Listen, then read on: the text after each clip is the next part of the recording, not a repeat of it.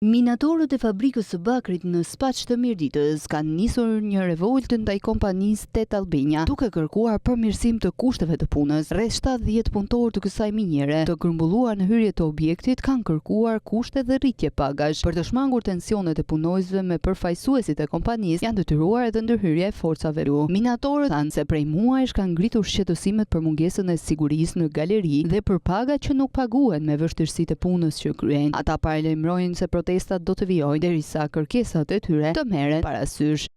Një aftësi e punëtorëve që të kërkojnë të drejtat e tyre, sepse drejtat janë liri e çdo njeriu.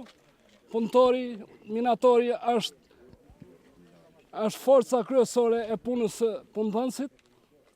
Kërkojmë që këta të shpërblehen, të marrin dinjitetin e tyre, të mos gjunjëzohet para një pronarit.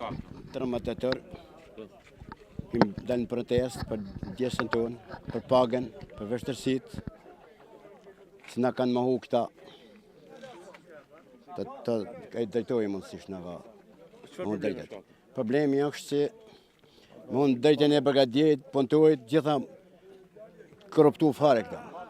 Paga ult, tot me një gjokush që pagë, sa i pastrus.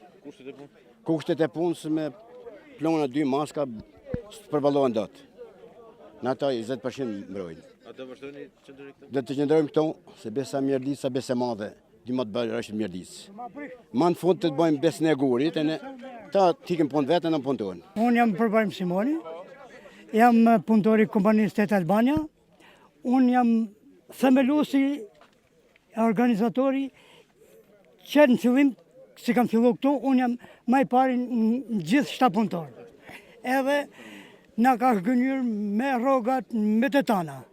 Tani, duhem një drejtësi mbrena ligjit, mbrena kushtetutës Republikës, mbrena tona parimeve bazë. Konfederata e Sindikatave të Shqipërisë kanë mbështetur protestën dhe kërkojnë hapjen e menjëhershme të negociatave me kompaninë. Ndërkohë, nga ana tjetër, kompania Tet Albania me kapital turk ka reaguar duke mohuar akuzat për shkelje të drejtave të punëtorëve. Në një deklaratë zyrtare, ajo shpreh se është e gatshme për dialog, kurse sindikata nuk ka dorëzuar dokumentacionin e nevojshëm për zhvillimin e takimeve zyrtare.